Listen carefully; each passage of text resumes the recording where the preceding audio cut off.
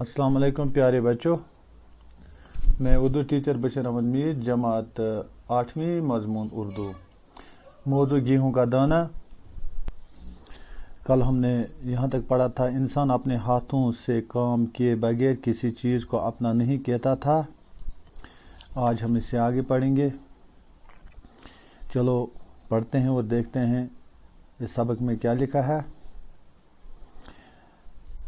راجا نے کچھ سوچا اور پھر کہا، بڑے دادا، مگر ہم اس زمانے میں اتنا بڑا گیہوں کیوں نہیں پیدا کر سکتے؟ دوسرے یہ کہ آپ کا پوتا 2 لاٹھیوں کا سہارا لیتا ہوا آیا، لیکن آپ بغیر کسی سہارے کے چلتے ہیں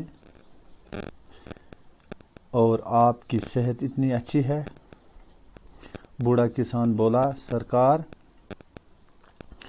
اتنا بڑا گیہوں اب نہیں اگتا۔ وجہ یہ ہے کہ آج کا انسان اپنی کمائی پر مطمئن نہیں، بلکہ اپنی پڑوسی کی دولت کی طرف للچائی ہوئی نظروں سے دیکھتا ہے۔ اس وقت ہر انسان خدا پر ایمان رکھتا تھا اور اپنی محنت پر بھروسہ کرتا تھا، اس لیے اس کا بویا ہوا گیہوں اتنا بڑا تھا اور اس کی صحت بھی اچھی تھی۔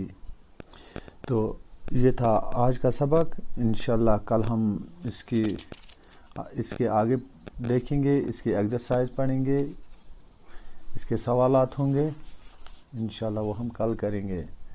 اللہ حافظ۔